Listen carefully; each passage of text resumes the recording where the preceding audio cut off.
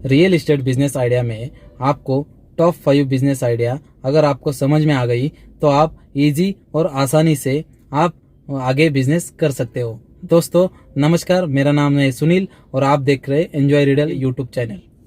अगर दोस्तों real estate market में आपको पता है कि बहुत मार्केट में तेजी से फैल रहा है और उसके लिए रियल एस्टेट के टॉप 5 बिजनेस आइडिया में मैं आपको सबसे पहला बिजनेस आइडिया में बात को बताने वाला हूँ, जो कि कोई एक आप जमीन खरीद के वो रेंट पे दे सकते हो और उसको या फिर बेच सकते हो ज़्यादा भाव दे के, या फिर उसमें जो भी आपको पार्टीशन करके आप उसको एज अ प्लॉटिंग के तहत आप बेच सकते हो। लेकिन इसके लिए आपको बहुत सारा इन्वेस्टमेंट देखिल करना पड़ेगा। अगर आपकी इन्वेस्टमेंट करने की तैयारी है तो ये बिजनेस आपको अच्छा से अच्छा प्रॉफिट आपको दे देगा। सबसे अगर आगे बात करते हैं हम दोस्तों, तो दूसरा यह पॉइंट है प्रॉपर्टी फ्लिपिंग में यह बात आती है कि अगर कोई देखो दोस्तों, आपने रास्ते में कभी देखा होगा कि बहुत सारे बिल्डिंग्स ऐसे हैं जो गिरने वाले हैं या फिर बहुत पुराने हो चुके हैं। ऐसे बिल्डिंग आप आपके अंडर में ले सकते हो और उसको रीडेवलपमेंट करते, उसको जो भी उसका मेंटेनेंस है वो सारी चीजें आप अगर कर सकते हो तो ये बिजनेस भी आपको अच्छा प्रॉफिट दे देगा। लेकिन इसके लिए भी इन्वेस्टमेंट जरूरी है। दोस्तों अभी तीसरा रियल एस्टेट बिजनेस आइडिया जो है वो है कि अगर प्रॉपर्टी मैनेजमेंट। दोस्तों प्रॉपर्टी मैनेजमेंट में क्या आता है कि दोस्तों प्रॉपर्टी मैनेजमेंट ये चीज है कि अगर प्रॉपर्टी मैनेज आप करते हो, मान लीजिए कि कोई रेसिडेंशियल और कमर्शियल ये दोनों चीजें होती है। अगर रेसिडेंशियल में बात करते हैं तो आप कोई जमीन खरीद के ले लो, उसके ऊपर अपार्टमेंट एक बिल्डिंग बनाओ, उसके बाद वो सेल करो या फिर उसको रेंट पे दे दो। ये दोनों भी आप कर सकते हैं आपके अकॉर्डिंग, लेकिन इसके लिए आपको इन्वेस्टमेंट बहुत सारा करना पड़ेगा।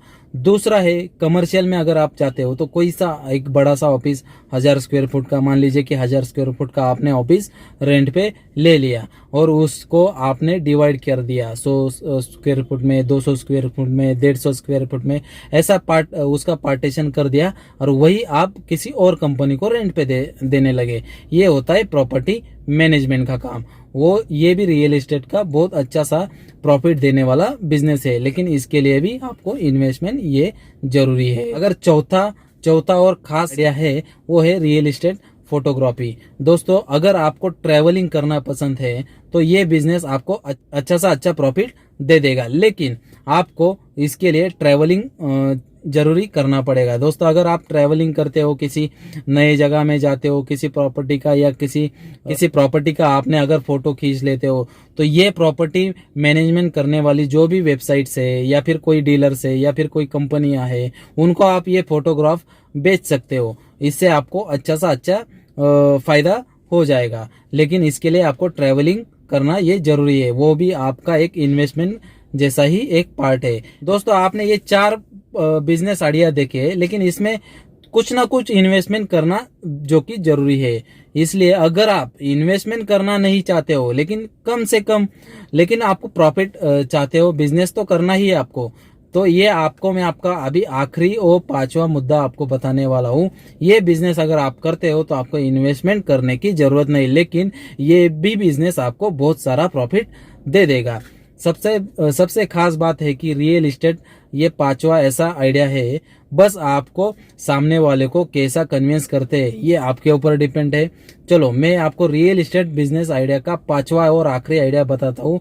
उसका नाम है रियल एस्टेट बिजनेस एजेंट। अगर आप रियल एस्टेट का एजेंट बनते हो तो ये बिजनेस आपको बहुत सारा प्रॉफिट दे देगा, लेकिन आपको एक एजेंट के तौर पर काम करने के लिए आपको टाइम जितना शुरुआत में जितना हो सके ज़्यादा देना चाहिए और कस्टमर जिसके पास अपने पास आते वो ध्यान रखना चाहिए। कस्टमर सेटिस्फिकेशन ये बहुत ज़रूरी है हर कोई बिजनेस में। अगर आप वो चीज़ पॉइंट पकड़ के रखते हो, अगर आप कोई ईगो वगैरह सब बाजू में रख के अगर आप ये बिजनेस में उतर गए तो रियल एस्टेट एजेंट का बिजनेस जो भी है आपको बहुत सारा प्रॉफिट कमा के देगा। लेकिन वो सारी चीज़ें आप अकेले ही कर सकते हो या फिर आगे आप टीम मैनेज कर सकते हो, आगे आप 2-3 बंदे को रख सकते हो जो प्रॉपर्टी ढूंढ के लाए, ये सारा चीज़ें।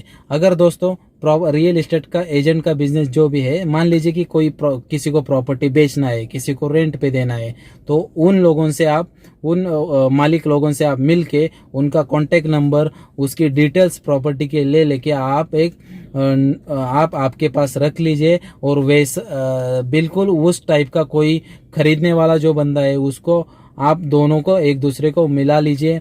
वो जो आपको प्रॉपर्टी रेंट पे लेगा या फिर खरीद के लेगा, वो आपको अच्छा सा अच्छा कमीशन दे देगा। दोस्तों, अगर ये 5 बिजनेस आइडिया मैंने आपको बताई, इसके ऊपर आप अगर सविस्तर आपको अगर कोई डिटेल्स चाहिए तो मैं आपको जरूर आगे वाले वीडियो में बताऊंगा। दोस्तों, वीडियो अच्छा लगा तो बिल्कुल लाइक कीजिए और चैनल को सब्सक्राइब करना ना भूलिए। ऐसे ही बिजनेस आइडिया मैं आपको हमेशा देता रहूंगा।